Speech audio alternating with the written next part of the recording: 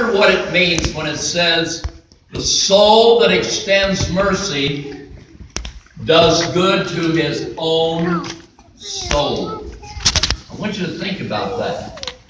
When you release forgiveness and show mercy, it becomes beneficial not only to the person that you let out of prison, but it also does something for you.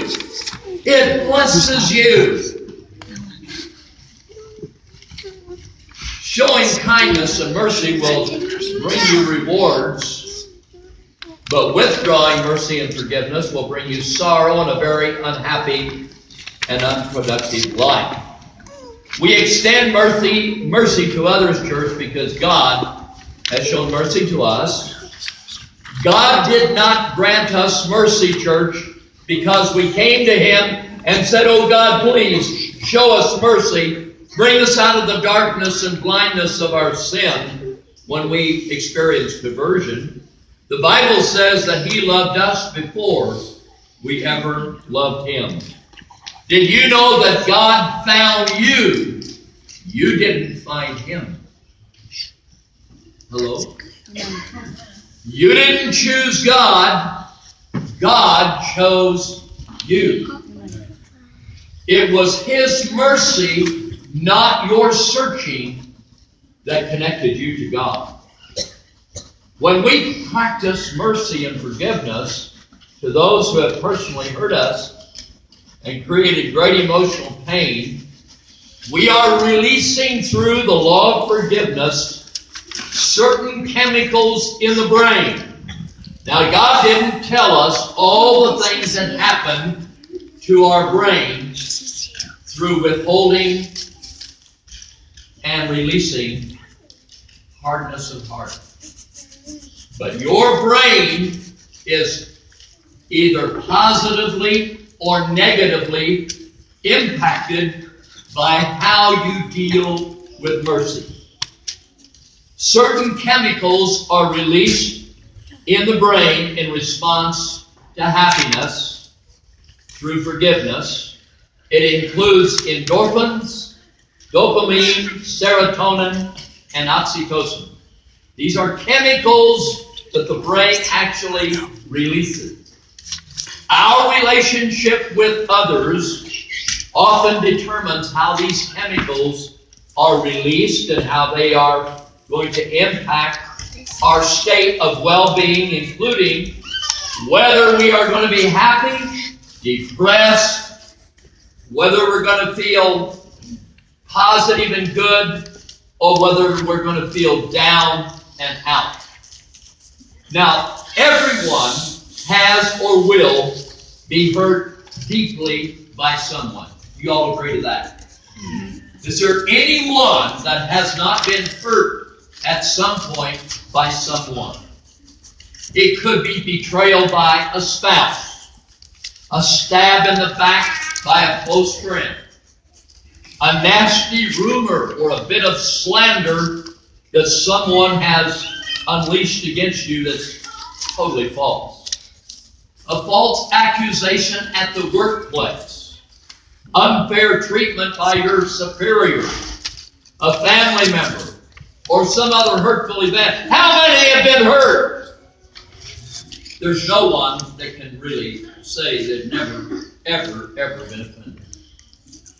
Now, the deeper the wound and the hurt, the more difficult it is to show mercy and forgive. When we allow emotional events to fester and remain unresolved, hold grudges and long-standing animosity in our hearts toward others, resentment builds up, and it is followed by deep-seated bitterness. Bitterness is the source of lots and lots of physical health problems. It's sad that many doctors are not able to prescribe something for bitterness.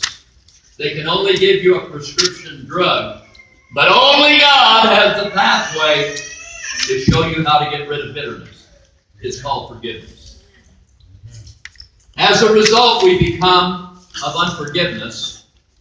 When we refuse to forgive others, did you know that we become a prisoner in our own self-inflicted prison house?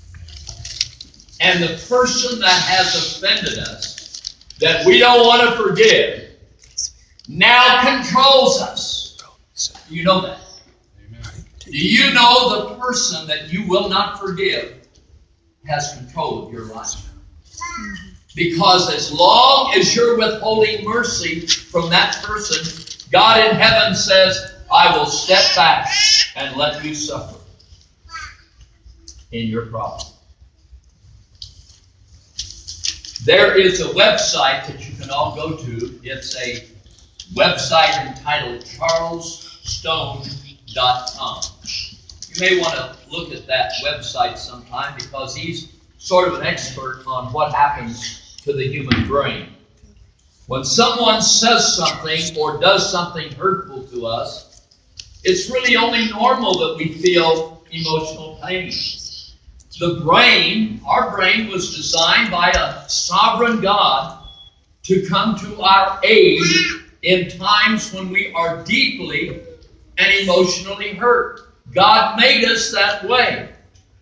And our brain has the ability, when it's coming under great assault, to either go into fight, flight, or freeze response. And that is what the emotional centers of our brain is prepared to do when someone hurts us. And to the degree that we are hurt will be the degree to which the brain reacts with these various chemical responses. Now, the brain is actually the response the brain shows when someone does something to harm us. We're not talking about physical harm. We're only talking about, in this case, emotional harm that people do to us that I just enumerated a minute ago. Now, the brain, the responses of the brain are mediated by two almost almond-shaped clusters that are called the amygdala. And the release of these chemicals through these glands initiates a series of biochemical responses in our brain when we have been deeply emotionally hurt by other people. The adrenal glands lying at the top of the kidneys release a stress hormone called cortisol. Cortisol, when it's released into our body, and our brain releases the neurotransmitters that in turn activate the sympathetic nervous system. When this occurs, and we've been under attack now, several things happen. Our attention becomes highly focused on survival. Our digestive system stops. Our pupils dilate. Our saliva glands slow. Our blood pressure and heart rate increases, and our muscles are ready for action. Our body prepares to either fight, flight, or freeze.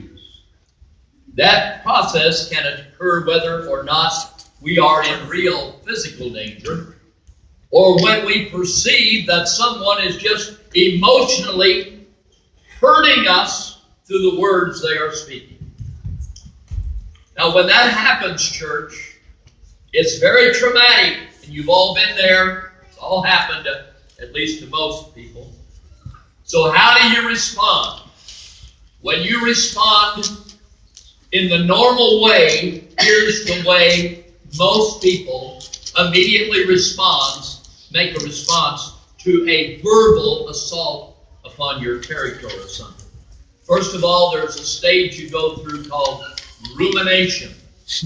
In the stage of rumination, you review, you rehearse, and nurse the hurt that has been inflicted on you.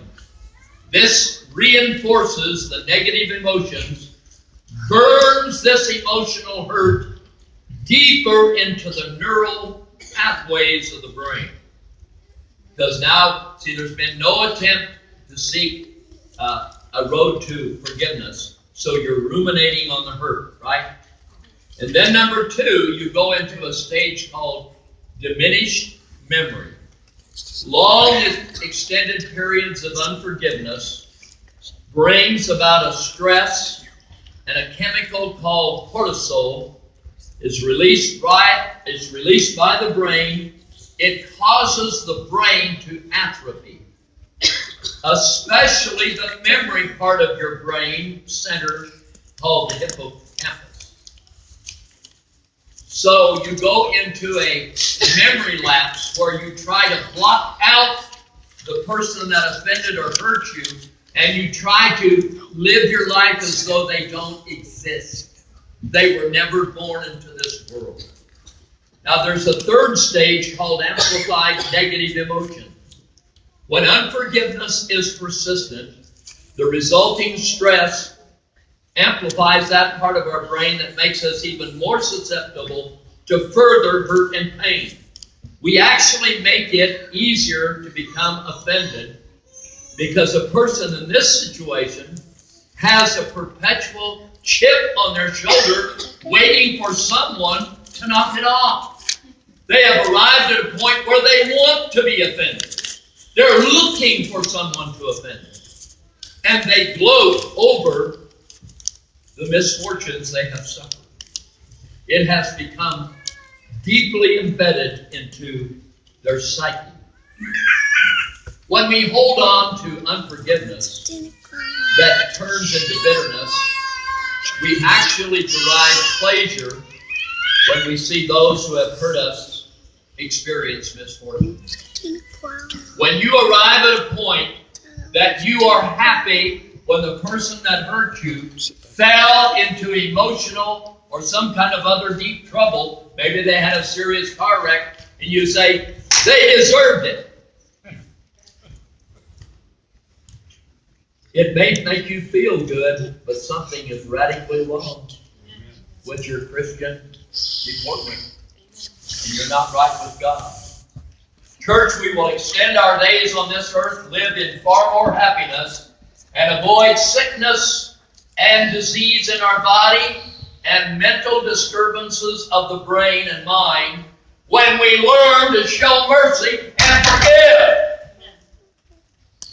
You cannot live with unforgiveness and not pay a price. That is why we read verses like this in Colossians 3, verse 13. Forbearing one another and forgiving one another, even as Christ forgave you, so also do ye. So let's look now at some ways to show mercy. We've been discussing why we need to show mercy. Now let's examine ways to show mercy. How can you, a Christian, exercise the gift of mercy? Number 1, be sensitive to people that are hurting. So you need to be sensitive to the people that are hurting. There's no lack of hurting people in the broken world. You won't have to look very far before you find someone that's hurting that needs your help.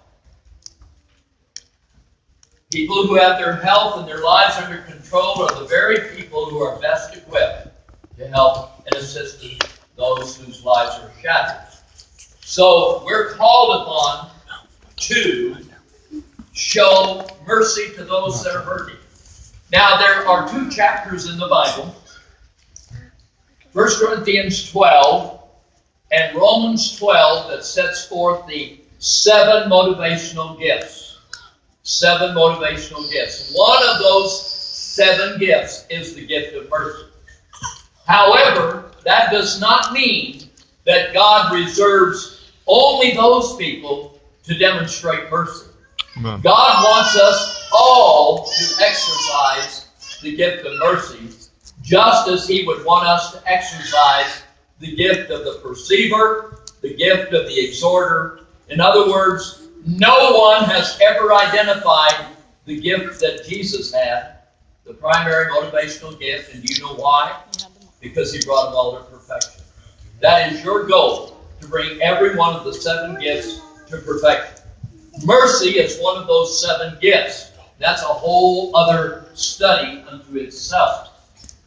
But we want to look then at the gift called mercy here, because we need to extend mercy to people that are hurting. And people with the gift of mercy, or with the heart of mercy, Romans 12:8 says, to show mercy with cheerfulness. You don't go up to someone that's hurting and say, you know, I don't really feel like showing you mercy, but I'm going to. You go up with a cheerful attitude. I am helping you today because it makes me feel good to help. You don't tell them that, but you want to help them because they need your help. For no other reason. Your attitude is good. It's wholesome. It's wonderful. Now, there's a story in the Bible. There's a whole parable. It's found in Luke's Gospel, chapter number 10.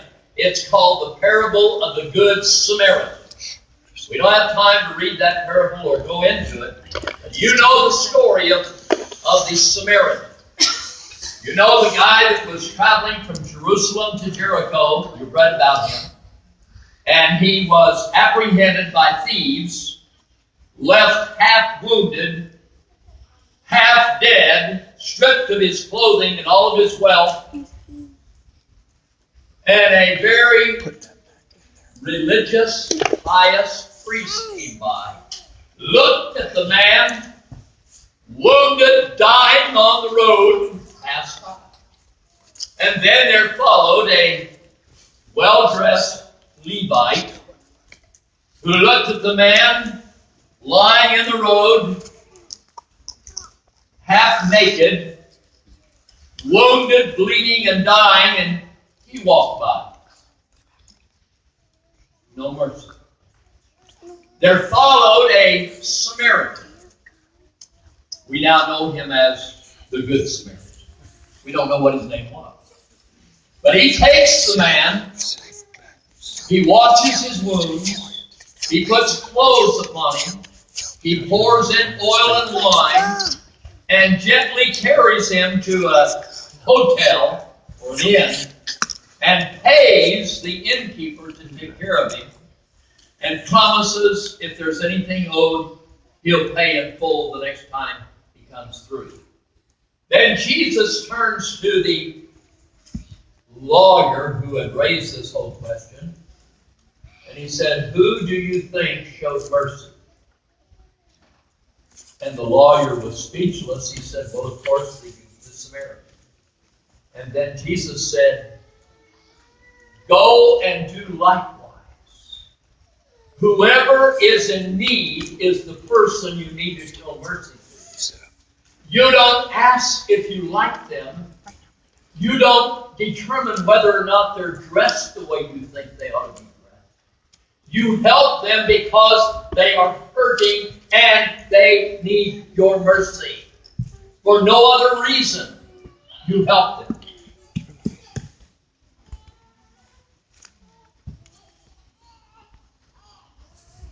So we need to be very careful about the fact that we need to extend mercy to those who are hurting.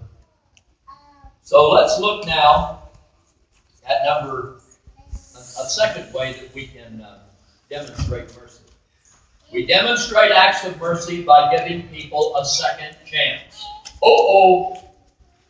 Are you among those who, if somebody offends you, that's it? You put that person out of your life. You're not going to give them a second chance. What if God didn't give us a second chance? After you were called to be a Christian, have you ever made a mistake? What if God said, sorry, no second chance?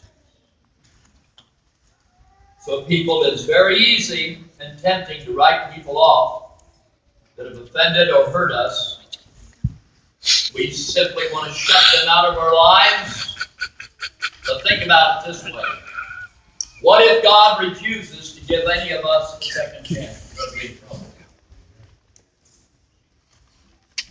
We live in a world where mercy is sometimes difficult to find. Examine all the people that are infused on social media.